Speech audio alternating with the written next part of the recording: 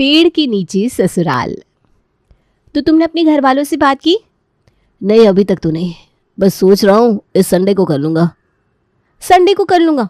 तुम तो ऐसे बात कर रहे हो जैसे कोई मीटिंग है जिसे तुम्हें संडे को करना है। अरे थोड़ा तो उत्साह दिखाओ। तुम हमारी शादी की बात करने जा रहे हो अपने घर वालों से। पता नहीं वो लोग कैसे रिएक्ट करेंगे, गुस्सा करेंगे, तुम्हें मुझसे दूर कर देंगे या मुझे पैसे ऑफर करेंगे। ऐसा कुछ भी नहीं होने वाला है हमारी लव स्टोरी में निराली, क्योंकि मेरे घर वाले तुम्हें बिना किसी सवाल के अपना लेंगे। गुस्सा होना और दूर करना तो बहुत दूर की बात है, उल्टा वो लोग तो खुश होंगे कि मैंने उनकी मेहनत बचा ली और खुद ही लड़की ढूंढ ली। तुम्हारे घर वाले इतने चिल है क्या? सच में वो हमारे बारे में कुछ नहीं कहेंगे? अरे नहीं कहेंगे, मैं जानता हूँ उन्हें, बहुत सिंपल है और सीधी बात करने में विश्वास रखते हैं। और तुम तो मेरे घर वालों को जानते ही हो, वो इंडिया में रहते ही नहीं है। उन्हें कोई प्रॉब्लम नहीं है कि मैं किसी के साथ भी शादी करूं। लगता है हमारी लव स्टोरी में कोई ट्विस्ट टर्न ही नहीं है, बिल्कुल अरेंज मैरिज की तरह ही है। तो इस बात से तुम्हें खुश होना चाहिए, तुम इतना दुखी क्यों हो रही हो? अरे मैं भी चाहती थी कि हमारी लव स्टोरी में थोड़ा ड्रामा हो, तभी तो लव स्टोरी का मज़ा आता है ना। तुम भी ना बिल्कुल पागल हो। तो फिर कब बात कर रहे हो हमारी शादी की तुम्हारे माँ पापा से? बस कहा तो इस संडे ही बात कर लूँगा और जल्दी ही हम शादी भी कर लेंगे। फिर हमें यूँ बाहर मिलने की ज़रूरत नहीं है, फिर तो हम साथ साथ ही रहेंगे। हाँ, मुझे भी यूँ बाहर तुमसे मिलना अच्छा नहीं लगता। जब हमारा घर होगा तब हम सब साथ में रहेंगे, तुम्हारे माँ पापा, तुम्हारे भैया भाभी, हम दोनों। और हाँ, शादी के बाद मैं हमारे घर को बहुत अच्छे से डेकोरेट करूँगी, ठीक है? अरे तुम्हें जैसा चाहिए वैसा करना। लेकिन तुम्हारे माँ पापा कुछ कहेंगे तो नहीं अगर मैं पूरा घर डेकोरेट करूँ तो? अरे नहीं नहीं, वो कुछ नहीं कहेंगे। तुम हमारा घर देखोगी तो बहुत खुश हो जाओगी। तुम्हें पता है हमारा ये घर हमारे दादी के वक्त का है, पापा ने इसे रेनोवेट करवाया है, लेकिन उसमें बस बस बस, सब कुछ अभी बता दोगे, फिर घर देखने का मज़ा ही नहीं आएगा। इसलिए मैं घर सीधा शादी के बाद देखूंगी। मुझे भी देखना है तुम्हारा इतने साल पुराना घर आखिर दिखता कैसा है। ठीक है, जैसा तुम्हें सही लगे। कार्तिक मिश्रा परिवार का छोटा बेटा था। उसका बड़ा भाई भी था जिसकी शादी हो चुकी थी और अब वो अपने माता पिता से अपनी और निराली की शादी की बात करने जा रहा था। लेकिन जैसे कि उसने कहा था, उसकी फैमिली काफ़ी सीधी सिंपल है, इसलिए उसे ज़्यादा कुछ मेहनत करनी ही नहीं पड़ी उन्हें मनाने के लिए। चलो इस बात पे मुंह मीठा करो, ये तो तूने बड़ी ही अच्छी बात बताई आज। चलो अच्छा है, हमारी मेहनत बच गई लड़की ढूंढने की। अरे आपको क्या हुआ देवर जी, आप क्यों इस तरह हंस रहे हैं? अरे निराली की याद आ रही होगी। अरे नहीं नहीं, मैंने उससे यही कहा था कि मेरे घर वाले यही कहेंगे कि उनकी मेहनत बच गई मेरे लिए लड़की ढूंढने की, और पापा ने अभी यही कहा। तुझे तो पता ही है, हमें ये बेवजह की प्रॉब्लम खड़ी करना आता ही नहीं है। अगर तुझे लड़की पसंद है तो हमें क्या एतराज़ हो सकता है? हाँ, अगर लड़की वालों को कोई दिक्कत हो तो हम उन्हें भी मनाने की कोशिश कर सकते हैं।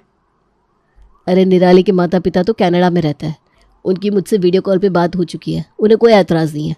उन्होंने तो मुझसे कुछ पूछा भी नहीं, यूं ही आ कह दी। और क्या चाहिए भाई, सब कुछ हाथ में मिल रहा है। हाँ, नहीं तो लोगों की लव मैरिज पता नहीं किस किस चीज़ से गुजरती है। हमारी लव स्टोरी में शुक्र है ऐसा कोई ड्रामा नहीं है। अरे तो फिर देर किस बात की है, शादी की तैयारियां शुरू कर देते। मैं और निराली सोच रहे थे कि हमें बिल्कुल सिंपल सी शादी चाहिए, ना कोई ताम झाम, ना कोई ज़्यादा धूम धड़ाका, बस एक रिसेप्शन हो, कुछ दोस्त और फैमिली मेम्बर्स हो, इतना ही। कोई बात नहीं बेटा, जैसा तुम दोनों को अच्छा लगेगा हम वैसे ही शादी करवाएंगे। तुम दोनों बिल्कुल भी चिंता मत करो। तो फिर ठीक है, मैं निराली को ये खुशखबरी दे देता हूँ। हाँ, उसे खुशखबरी देने से पहले तुम्हें याद है ना हमें किसका आशीर्वाद लेना है? जी पापा, चलिए सबसे पहले उनका आशीर्वाद ले लेते हैं। चलो तो फिर सब लोग साथ में ही चलते हैं। हाँ हाँ, आइए सब। आखिर किसका आशीर्वाद ले रहे थे मिश्रा परिवार? आप भी यही सोच रहे हैं ना? रुकिए, आपको भी जल्दी ही पता लग जाएगा, क्योंकि निराली को अभी इस चीज़ के बारे में कुछ पता नहीं था। उसने भी कार्तिक के घर को पहली बार शादी के गृह प्रवेश के वक्त ही देखा। ओह माय गॉड, ये क्या है? ये बरगद का पेड़ है बहू, तुम्हें नहीं पता? हाँ वो तो मुझे पता है, लेकिन ये घर के अंदर क्यों है? ये कितना बड़ा है?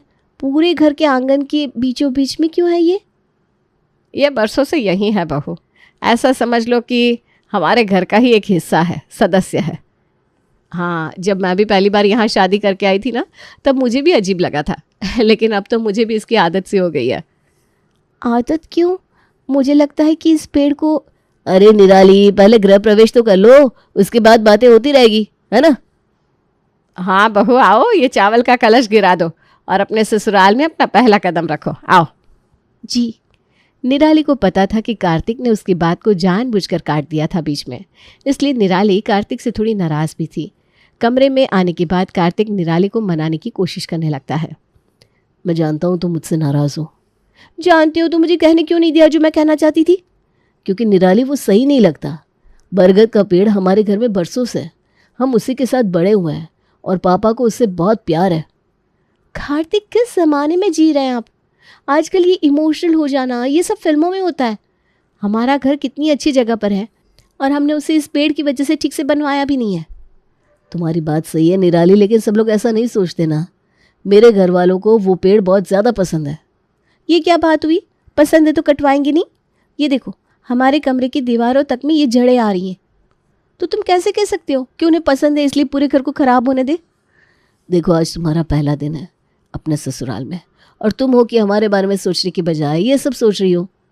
क्योंकि अब ये मेरा भी घर है कार्तिक, इसलिए मुझे भी रहना है इस घर में, तभी तो मैं इस बारे में कह रही हूँ। मैं भी तो इस घर की बहू हूँ ना, तो मेरा हक नहीं बनता क्या?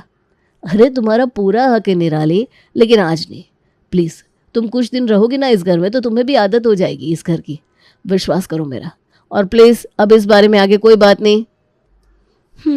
ठीक है। निराली ने कह तो दिया था कि ठीक है, लेकिन निराली को अपने ससुराल वालों की पेड़ के नीचे घर होने की बात कुछ खास पसंद नहीं आ रही थी। निराली रसोई में जा रही थी, तभी पेड़ के ऊपर बैठे पक्षी ने उस पर कचरा फेंक दिया। अरे ये पक्षी घर के अंदर क्या कर रहा है? अरे बहू, वो पेड़ है ना घर में, तो पक्षी तो आते ही है। इस वजह से मेरी ड्रेस खराब हो गई। आज मेरा पहला दिन था, इसलिए मैंने अपनी फेवरेट ड्रेस पहनी थी, वो भी इस पेड़ की वजह से ख़राब हो गई। अरे कोई बात नहीं, तुम ड्रेस बदल कर आ जाओ, ये मुझे दे दो, मैं साफ़ कर देती हूँ। इस पेड़ के यहाँ होने से कितने सारे पक्षी आते होंगे, पूरा घर भी गंदा करते होंगे। आप लोग कैसे सहन कर लेते हैं? मैं तुम्हारी बात को समझता हूँ बहू, लेकिन जिस तरह ये हमारा घर है उसी तरह पेड़ पक्षियों का भी घर होता है, हम उन्हें कैसे रोक सकते हैं? अरे पेड़ कटवा कर और क्या? मुझे तो समझ में नहीं आ रहा, आप सबने इस पेड़ को इस घर में रखा ही क्यों है? अरे बेटा, पक्षियों पर इतना गुस्सा मत उतारो, जाओ ड्रेस बदल लो। हाँ बहू, तुम कुछ दिन इस घर में रहोगी ना, तो अपने आप ही तुम्हें ये सब अच्छा लगने लगेगा। ये पक्षियों का चहकना, आंगन में आ रही पेड़ की ठंडी ठंडी हवा, ये खिसकोलियाँ, सब कुछ। ऐसा कुछ नहीं होने वाला मम्मी जी। सच बताऊं तो मुझे लगता है कि हम बेवकूफ़ी कर रहे हैं इस पेड़ को यहाँ रख कर। निराली प्लीज़ अब जाओ और ड्रेस बदल कर आ जाओ। लेकिन मैंने कुछ गलत तो नहीं कहा। मैंने कहा ना ड्रेस बदल कर आ जाओ, तब तक हम सब नाश्ते पर तुम्हारा इंतज़ार कर रहे हैं। निराली को ये पेड़ पहले दिन से ही खटक रहा था, लेकिन उसके ससुराल वालों को तो उस बरगद के पेड़ से न जाने कौन सा लगाव था, जो वो लोग उसे कटवाने को तैयार ही नहीं थे। वो लोग उस पेड़ का मज़ा ले या ना ले, लेकिन उनकी पड़ोसन बरगद के पेड़ का पूरा मज़ा लेने उनके घर आ जाती थी। अरे सविता, सच में तुम्हारे यहाँ के पेड़ की छाँव कितनी ठंडी है, तभी तो मैं रोज़ यहाँ आती हूँ। साक्षी भाभी, ये रोज़ यहाँ आ जाती हैं और ऐसे बात करती हैं जैसे इनके घर में तो छाँव आती ही नहीं है। रेगिस्तान में है क्या इनका घर? अरे छोड़ो ना, उनकी आदत है बस ये कहने की। वो रोज़ इस पेड़ का बहाना करके आती है और चाय, नाश्ता, सब्जी सब कुछ यहाँ से लेकर जाती है। अरे साक्षी बहू, नई बहू के साथ मिलकर पकोड़े बना रही हो क्या? बड़ी अच्छी खुशबू आ रही है। तेरी नाक तो बड़ी तेज है रेखा। अरे अब क्या करे, अपना अपना टैलेंट है बस। अरे ज़रा चखा तो दे पकोड़े, देखो तो सही कैसे बनाती है नई बहू पकोड़े। जी आंटी, अभी लाती हूँ। और पकोड़े के साथ चाय भी चढ़ा देना। और सुन, ज़रा अदरक ज़्यादा डालना, चाय का मज़ा नहीं आता अदरक के बिना। मैं तो कहती हूँ नमक ही मिला देते हैं चाय में। अरे छोड़ो ना, इनका रोज़ का है। निराली को पड़ोसन का रोज़ रोज़ आना अच्छा नहीं लगता था। रेखा जब भी आती तब घर से नाश्ता और चाय करके ही जाती, क्योंकि उसके पास बहाना था निराली के ससुराल में पेड़ होने का। अगर ये पेड़ नहीं होता तो ये सब होता ही नहीं। तुम फिर से शुरू हो गई निराली। तुम्हें कितनी बार समझाना पड़ेगा कि इस पेड़ के बारे में ऐसी बातें मत क्या करो। क्यों ना करो? तुम्हें पता भी है इस पेड़ के होने से घर में कितनी दिक्कत हो रही है। फिर वही बात, तुम समझ क्यों नहीं रही हो? हाँ, मैं नहीं समझ रही हूँ, क्योंकि मुझे ये बेवकूफ़ी लग रही है कि मेरा ससुराल इस पेड़ के नीचे है। ऐसा लगता है कि ये पेड़ ही मेरा ससुराल है। मैं नहीं रह सकती इस घर में ऐसे। अगर तुम चाहते हो कि मैं इस घर में रहूं तो तुम्हें इस पेड़ को कटवाना ही पड़ेगा। निराली, ये कैसी बचकाना बातें कर रही हो तुम? ठीक है, तो रहो तुम इस पेड़ के साथ, क्योंकि मैं जा रही हूँ इस घर से। अरे निराली, रुक जाओ बेटा। नहीं पापा जी, मैं अब और ये बेवकूफ़ी नहीं सहन कर सकती, प्लीज़। ठीक है, मैं ये पेड़ कटवा दूंगा। पापा, आप ये कैसी बात कर रहे हैं? अरे आप ये क्या बोल रहे हैं? मैं ये पेड़ कटवा दूंगा। इससे पहले तुम इस पेड़ के इस घर में होने की वजह तो सुन लो, उसके बाद जो तुम्हारा फैसला होगा मुझे मंजूर है। ठीक है, बताइए क्या वजह है इस पेड़ के इस घर में होने की? आज तुम जो ये बड़ा सा मकान देख रही हो, इतने कमरे देख रही हो, ये सब जो कुछ भी आज मिश्रा परिवार के पास है, कुछ बरसों पहले ऐसा कुछ भी नहीं था। कुछ सालों पहले हम जिस गांव में रहते थे, पिपली गांव, वहाँ बाढ़ आ गई। पूरा का पूरा गांव उस बाढ़ का शिकार हो गया। मेरे पिताजी भी बाढ़ में चल बसे। हमारा घर, ज़मीन, सब कुछ ख़त्म होने के बाद मेरी माँ मुझे और मेरी छोटी बहन को जैसे तैसे करके शहर में ले आई थी। लेकिन हमारे पास एक फूटी कौड़ी तक नहीं थी और ना ही कोई सहारा था। हमने कितने लोगों से मदद मांगी, लेकिन किसी ने हमारी मदद नहीं की। चलते चलते माँ हमें इस बरगद के पेड़ के नीचे ले आई। इसकी छाँव में मैं और मेरी बहन ने राहत की सांस ली। जब हमारे पास रहने की कोई जगह नहीं थी, तब मेरी माँ ने इस पेड़ के नीचे अपनी साड़ी को बांधकर एक छोटा सा घर बना दिया और यहाँ जितनी गाय आती थी उनके गोबर के उपले बनाकर बेचने लगी। उसी से हमें कुछ पैसे मिल जाया करते थे। सुबह यही पक्षी हमें उठाते और गाना सुनाया करते थे। तपती धूप जब हमें जलाती, तब यही छाँव हमें बचाती थी। इस पेड़ के पत्तों की मदद से हम पत्तों का बिछौना बनाकर बेचा करते थे, जिससे हमने अपनी गरीबी को कुछ हद तक दूर किया। ये पेड़ केवल एक पेड़ नहीं है, मेरे लिए ये एक पिता के साये की तरह है, जिसने हमारा साथ कभी नहीं छोड़ा। और मेरी माँ ने भी इसी पेड़ के नीचे अपने अंतिम श्वास लिए थे। इसलिए हमारे लिए पेड़ घर में किसी बुजुर्ग की छाया की तरह है और इसीलिए हमारे घर में हर कोई इसका आशीर्वाद लेता है, कोई भी शुभ कार्य करने से पहले। लेकिन अगर तुम्हें लगता है कि इस पेड़ की वजह से काफ़ी दिक्कत है, तो मैं इसे कटवाने के लिए तैयार हूँ। मुझे माफ़ कर दीजिए पापा जी, मैंने बिना सोचे समझे, बिना आपकी इमोशंस की परवाह किए पता नहीं क्या क्या कह दिया। मुझे माफ़ कर दीजिए। लेकिन अब मैं समझ सकती हूँ कि ये केवल एक पेड़ नहीं है, बल्कि बुज़ुर्गों का साया है, उनका आशीर्वाद है हम पर। और मैं बेवकूफ़ उसे ही कटवाने की बात कर रही थी। मुझे माफ़ कर दीजिए पापा जी। तुम्हारी गलती नहीं है बहू। किसी का भी ससुराल पेड़ के नीचे होगा तो वो ऐसे ही नाराज़ होगा, उसमें तुम्हारी कोई गलती नहीं है।